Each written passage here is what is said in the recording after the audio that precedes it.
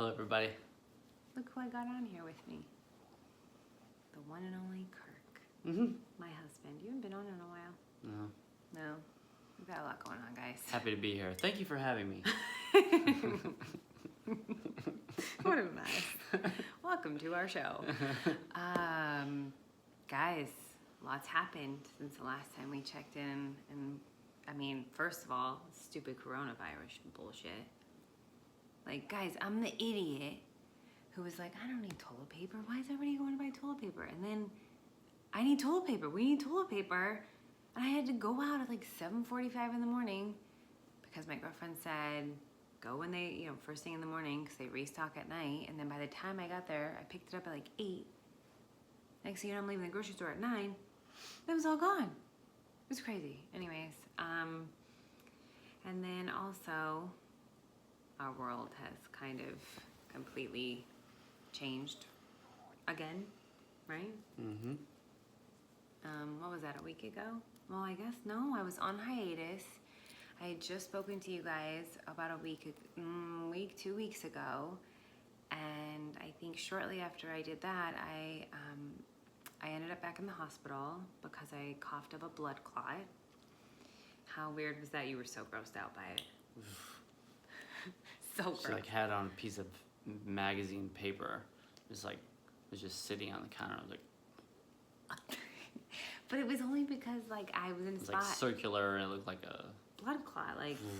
Anyway, so I thought it was mucus, cleared it up, and then all of a sudden it was like a blood clot, and I was like, oh no, that's not good. Now it felt like it came from my nose, which when you have cancer, I'm assuming all cancers, but I know I'm only from the stage 4 side of things, but when something like that happens, you jump.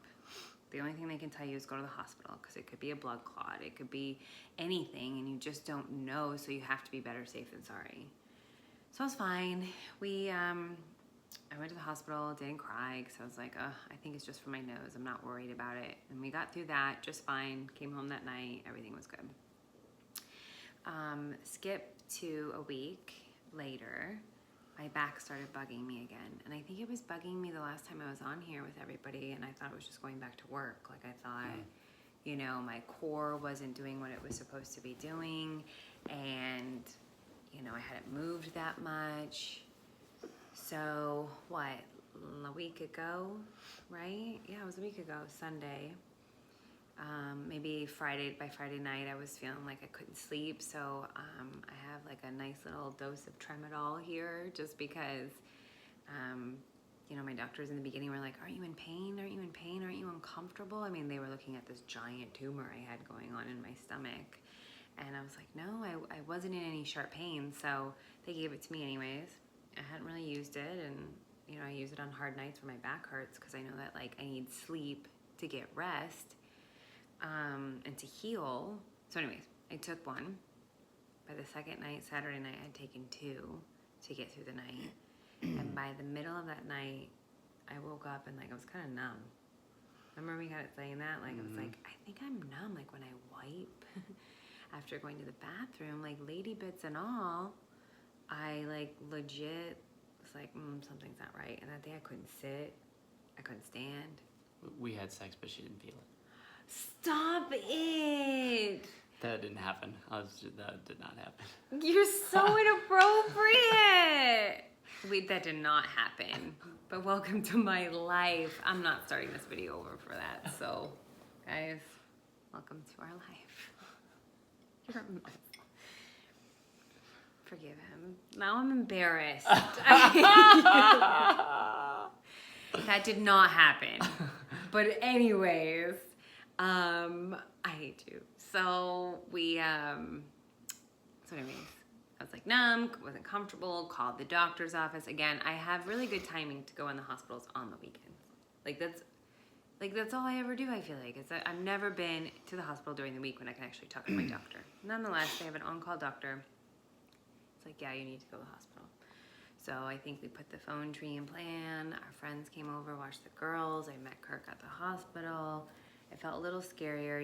Everybody that we had kind of spoken to on the way. Kirk has a lovely client, friend, at his job that is a spine surgeon, and he's like, yeah, you guys are in a safe space. You need to get this all done and just make sure that everything's okay, because all the things I was listing, like my legs were kind of going numb, in between my legs, tingling in the toes. Like it could have been something, my back, like it was just signs for something really serious going on with your spine. And the good thing is when I got there, they were like, are you having incontinence? Is that what it's called? Like it, Yeah, I think so.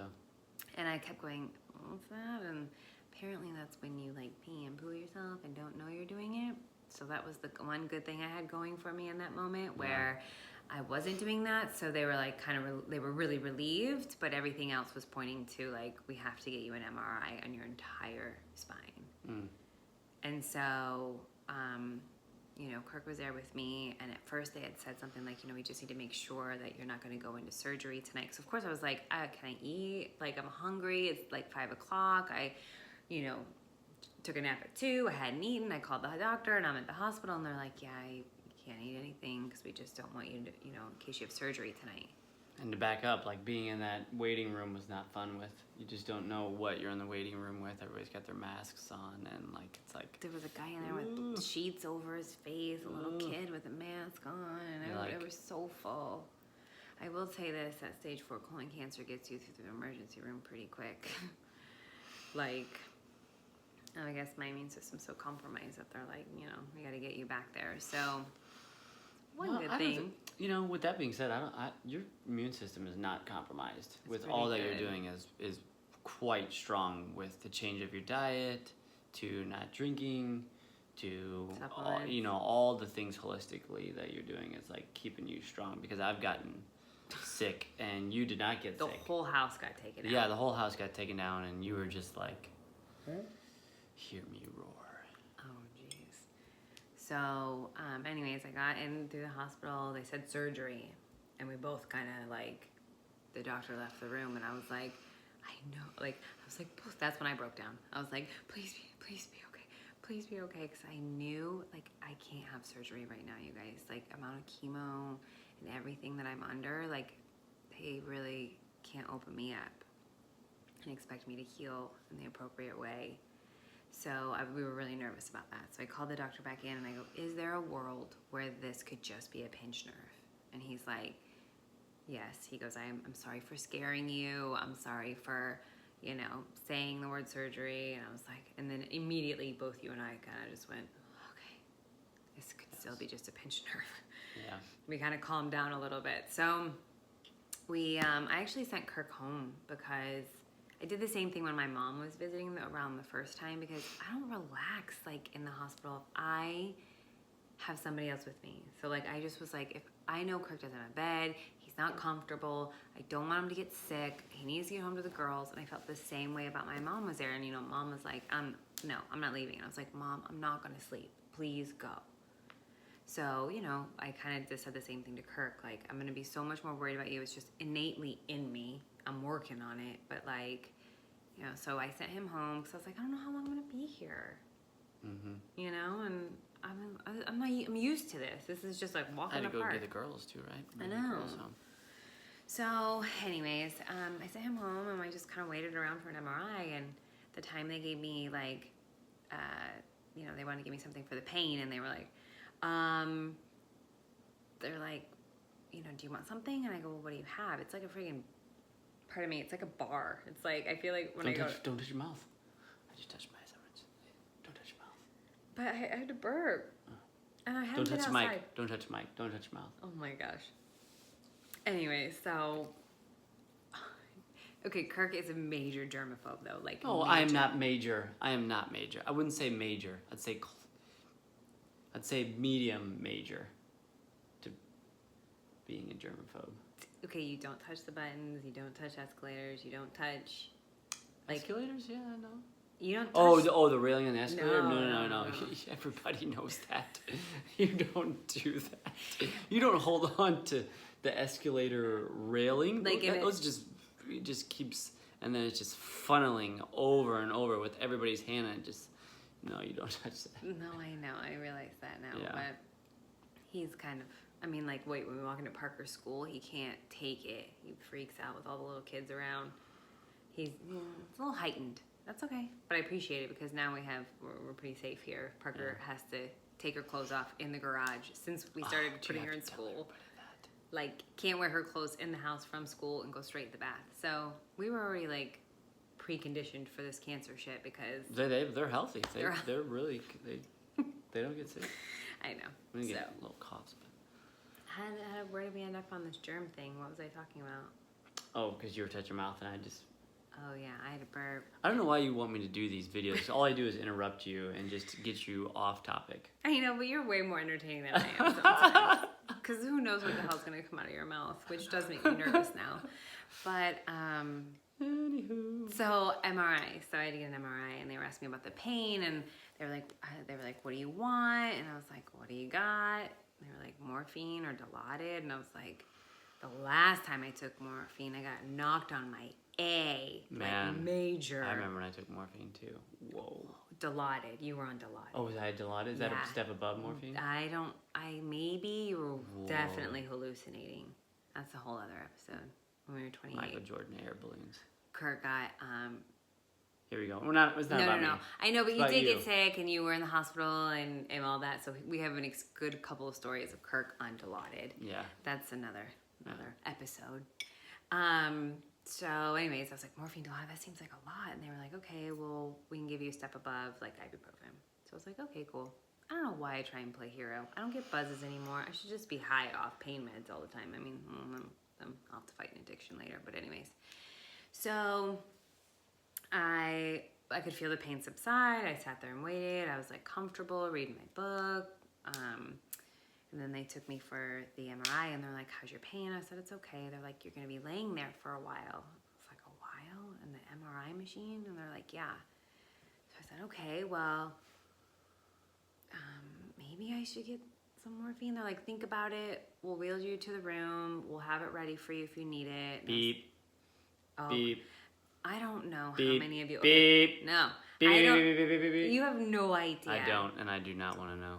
Like, if you've had an MRI, you know exactly what I'm talking about. If you haven't, it was probably up there with one of the worst things I've had to do in the very beginning because it's just like, you know why you're in there, you think you have cancer. I remember I was like trying to picture positive thoughts, so I was picturing all four of us on the beach together, and then I remember having a headscarf on when I was picturing it. I was like, no headscarf, picture yourself with hair, picture yourself with hair. I just remember like trying to get out of this tiny little tube in my brain with this loud sounds going all around you. It's kind of insane. So I was not looking forward to this. And meanwhile, I had actually had an MRI. I think that's the last video I made. I had an MRI that morning and it was only on my abdomen. That came back good. But this time I was getting another one for my entire spine. So I knew what I was getting into. So we get there and I wheel in the room and they're like, okay, so you're gonna be on the table for an hour and a half. I go, an hour and a half in this tube? And they're like, yeah. I go, oh, I think I need something stronger. I don't think I can lay down. So they're like, okay, well, you'd be without that. I would never have made it. Gosh. So I lay down on the bed, and you guys, immediately is laying on the bed. They're like, listen, we'll get you started. When they come back with the pain meds, then we'll pull you out. We'll give you the pain meds, and then we'll put you back in. And I was like, okay. So then I get on the table, and all of a sudden, like, because my tailbone's sitting on this table, like, it sent like this referred Is there any pain. Is there any padding underneath it? Not Or much. is it, no? It's pretty hard. I mean, so like all of a sudden it like sent like a referred pain to like between my legs, and so in between my legs was like fire. So then all of a sudden I was like, oh my god, this hurts so bad. They're like, it's okay, like trying to keep me calm. I am not claustrophobic. I have crazy high liar. I have a huge pain tolerance as I'm discovering through this. So if I'm freaking out, I think of two people every time I go into an MRI. This guy and my girl Marissa, because let me tell you, I think about them all the time. I'm like, they'd have to be put out. They would never make this because I'm freaking out. So then the next thought I had was, they were like, do you want to wear your mask in the machine? Because I had a mask through the hospital. I was like, well, I don't know if they get in there every time and wipe it down. And so I was like, I should probably stay protected. So I was like, keep it on. So they're like, okay, you can keep it on if you'd like. So they get me on the table, and now my vagina is burning because the tailbone's having a referred pain, and I'm like laying on the table of a sudden they lay my shoulders in this thing, and then with my mask on, they like locked my head in because they like have your spine, so they don't want your head and shoulders moving everywhere, so they want you to stay as straight as possible. So next thing you know, it's like a face shield, okay? So all of a sudden they put it over my face and they go click, click, and I was like, I can't do it. And your head can't move? Like I can move a little bit, but I like couldn't get up. And then when you open your eyes, this thing's like right here. And then I got a mask over my face. Oh. So all of a sudden I was like, I can't breathe. I can't breathe. I was like, please take it off. Please take it off. I was like, can you just take off my mask, please? Can I please take off my mask? And they're like, so they unclick me and like take off my mask. And then they kind of move you through quickly to see if like I think you can handle it just to keep the show going. They're like, yeah, we'll move the mask off. And so click me back in, and all of a sudden they're like, okay, here we go. And they just like, wheel you back. And I was like, like deep breathing for like probably 5-10 minutes. And then all of a sudden, like they pull me out, the nurse was there, and I was like, my legs hurt, everything hurts. I don't know if I can do this. The tears are falling off my face. And she's like, honey, we gotta get you the morphine so we can get this test done for you. You know, it'll help you feel better. And then sure as shit, guys, I mean, before they were wheeling me back into this thing, I was like, all of a sudden I'm wheeling back and I go, oh, there it is. Like it literally like flushed my whole body. Instantaneous when they put it in. It's just like, boom. It's crazy. How fast it just hits you. And then I mean, I just felt like I was floating. I really did. It was I was like, literally, it was the only way I was going to get through that. And I can tell you, I made it through an hour, and then it does kind of wear off a lot more quickly than you would think. And so like an hour in, I was like, okay, like I'm starting to feel the pain again, but I swear I was floating in this tube for an hour. Wow. So we get done. Luckily enough, I didn't have to have surgery. There was nothing major with my spine. So that was good. But they were like, you know, you do have some metastatic tumors in your back. And I was like, well, I kind of knew that already, but didn't really know exactly where. And so they're like, checking with your oncologist. They gave me some pain medication to come home with. And they're like, yep, you're good to go. And I was like, okay. So you knew the lesions in your back were cancerous? I mean, I assumed. I kind of knew early on from my doctor that like there was kind of one of my like near my spine, by my spine, but I didn't. Yeah. Remember, it's this kind of like, did it go away? Did it not? So, come to find out, guys, I have a tumor in my sacrum, and if you Google sacrum, which I did before I met with the radiologist on Wednesday, the following Wednesday. It has like little holes throughout it. It's right at the base of your spine. It sits kind of right by your tailbone. And so I have a tumor that is in there that was in there before, but over the last couple of months, it has grown to about the size of a lemon. And that's what's causing my nerves to pinch, and that's what's causing me to go numb and all of these other side effects. So we knew from the very beginning, Frakes had said this to us, our doctor, that what was scary about starting all this chemo in the beginning was that hopefully it would treat everything. But there is a world that there are tumors that can be left untreated or can maybe be caused to grow. And that was the risk we had to kind of fight in the beginning with how big the big one was. So I wasn't shocked to see this happen because I kind of knew it could. Yeah. So she referred me to a radiologist here within the program Scripps family and C-Care family that I'm a part of, and I met with him on Wednesday. He explained a little bit about radiation and how this is how we're going to treat this tumor because I'm so symptomatic. If you wonder like, oh, why didn't we just shoot this big tumor over here with radiation from the very beginning? But radiation is, from what I'm understanding, is really hard on your body. They can't treat your whole body with radiation because it's not essentially good for you. And they really, since I wasn't having symptoms, and eventually the chemo was treating the big one, so it shrank.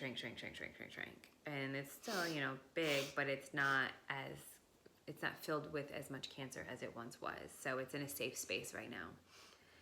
But since I'm so symptomatic with the numbing and, you know, losing feeling, that they don't want it to be permanent, they don't want it to be long lasting, they don't want it to get any worse, so that's why they're going in with radiation. I have weakness on my left side, like he did all the leg tests and everything, and he's like, you're still walking well, and so that's good, but it could get worse, so it's good that I'm there. You explain things so much better than ever I could explain if I was going through anything. Like, I know. you are such step by step. You like. You know what this is all just running off the top of your head. There's nothing scripted here, by the way. Oh gosh! It's if I had like to follow a script, I'd have hives up to my neck and be freaking out right now. But I repeat back to them. So like when he starts spouting out shit at me, I'm like, okay, can you stop? Oh, you said shit. You said we had sex on here. Oh. So, I repeat back to them so like I can understand, because everybody wants to know why this, and so at least I can tell. Yeah. And I know I'm learning and I'm growing. So, anyways, I'm growing too. Yes, you are. Lord, stop. We gotta have time. We gotta wrap this up. So, Thank you, Marissa, for my toothpaste, because it looks like it's making my teeth whiter. oh my gosh. Anyways, Thanks, shout Marissa. out. Marissa. If you need some whitening toothpaste, we know where to get you some. We're gonna start doing commercials now. So, radiation. So while I was there, they were like, we'd love to start you. This was Wednesday. They were like, we'd love to start you Friday. They're like, usually we take some time to get this like molding thing cast and whatever. He's like, but in your case, we do want to get you started sooner rather than later. I asked if I could have until Monday just to get everything, all of our ducks in a row. He said that should be fine. So mom came in Saturday. I'm starting radiation Monday. I go Monday through Friday, 5 days a week. Seems to be fairly simple time-wise. Like it should only take 15 minutes. The side effects are I should be really tired. Maybe a little stool situations. Shouldn't be too nauseous because I'm not near any major organs, so any major ones. So we should be in a safe space to get this just thing shattered, is what I keep saying. Like I just want some relief on my back. Like I feel pretty good about the whole thing. So then skip to the next day. I met with my oncologist because sometimes some of the chemos that you're on don't mix well with radiation.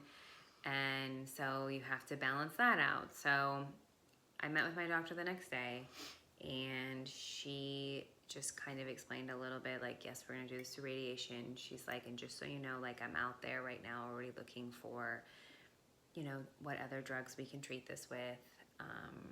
If there's any clinical trials that are happening right now.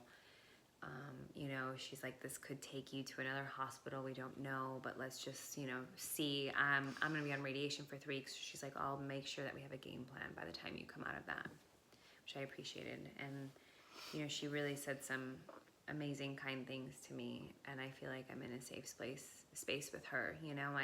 I got real with her for a minute, and she always does with me. She keeps it really real, but not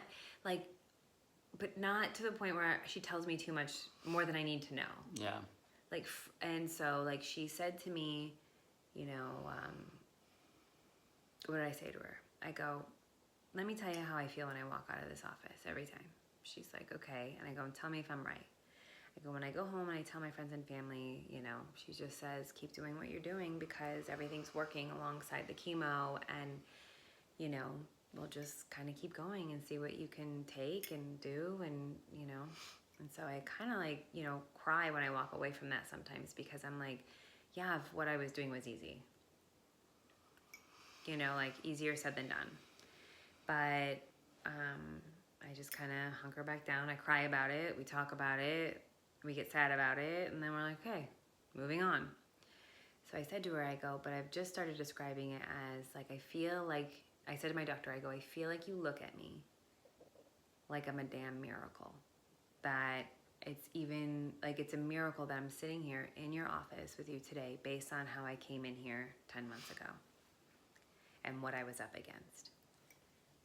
And she looked at me and she was like, She did that really well in the beginning when we were first going through it. She let us know that it was serious, you know, what we were dealing with, but she didn't give out too much information because I think it would have really scared us. there would have been no coming back from any of that. Oh, gosh. And so she said to me, she goes, yep, that's kind of how I feel with you. And I was like, okay. So I cried for a minute, and I said to her, I go, thank you. I said, thank you for handling this with us the way that you are, because it fits so well with us and our personality. And I go, I just really respect how you have approached this situation from the very beginning. And she goes, Megan, she goes, you are special. She goes, despite everything that you have going on and what you're up against, she goes, I don't know how you do it. She goes, but you find time to leave this office and say hi to everybody. You're kind, you're generous, you're loving. Giving. She goes, and then she says to me, she goes, you're just special. And she goes, and I will do everything I can to keep you around for a long time. And I was like, she was teared up, I was teared up, and I was like, and I say all of that just because I feel like we're in a safe space and we're very lucky. And, you know, if she can't do it, she'll find somebody that can. And, you know, I just hope that a lot of people can have a doctor like this that fits their personality. Maybe she wouldn't fit yours, but like, my wish is that everybody can find a doctor that they love and trust and can work well next to. And I know sometimes it's a journey to kind of find that, but we've been kind of lucky from the beginning. But, so yeah, so we'll wait and see. One day at a time. Radiation starts and mom's here. Coronavirus is out of this house, not coming in. I sent a message to Corona and said, don't mess with my mom. She seems to be good. What else? Girls are good. Oh, God. I'll kiss you at the end. Don't. This is why you don't come on here. It's 27 minutes. We got to wrap this thing up, man. This is a I know. long time for people to watch. I know it is. Thank you for staying tuned. We really appreciate it. What is everybody going to do right now? They're sitting at home on quarantine. They're going to sit here and watch an episode with us ramble for 30 minutes and see what crazy shit you're going to say. No. No, we should really wrap this up, though. Yeah. Just doing up something. Don't We're almost at 28. Wrap it up. Don't flash anything. What would I flash? I don't know. I don't trust you. Like your muscles or something. Oh, I haven't been hitting the gym that much. I need to get back into it. Guys, we're just Operation Keep Healthy over here. Whenever I just feel so strong. I know. And don't say anything that you're going to not be able to take back. Listen, guys. You get so nervous. I get so nervous. Well, I didn't censor you in the beginning. Gosh, this really got started off slow and you really ramped it up. Guys, we're laughing right now, and that's good. Yeah. It's tough times being a husband of a wife who has cancer, you know, and having see what you go through, and it's just really hard. You know, it's just so real and hard. But you know, I think you put it best when you were like, you know, we're not battling, we're healing. We're healing. We just switched that this week. Yeah, I think that was really good because I don't want to tell people, because it almost like when you say you're battling, you're like like kind of sounds like you're losing. You know what I mean?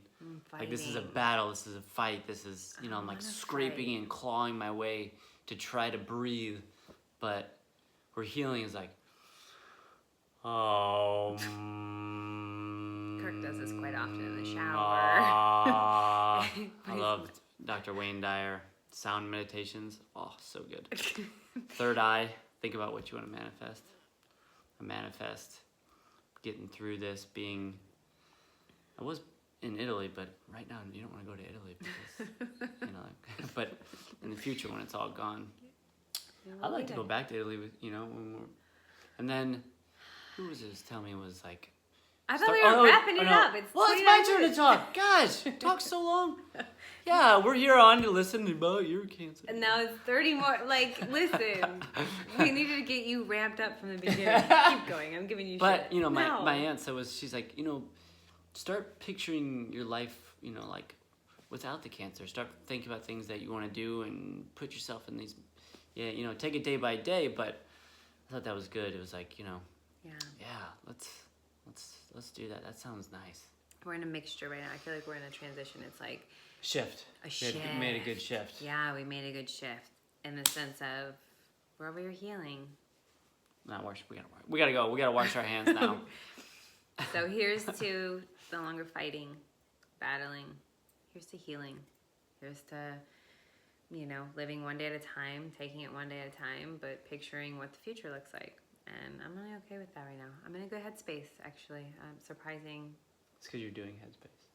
I have been doing Headspace at night. Gosh, commercials! Hey, where are our sponsorships? What's that? That's what Little Mark does. Oh. What is that called? Oh, it was like that deep breathing thing. Yeah. Off that Netflix. Hey, Netflix. All right. Okay, we're done. 31 minutes. Gosh. Okay. We went over. Sorry, everybody. We love you. We love you. We see you. We see you. We feel you. Definitely feel you. We thank you. We thank you. Love beats all. Love beats all.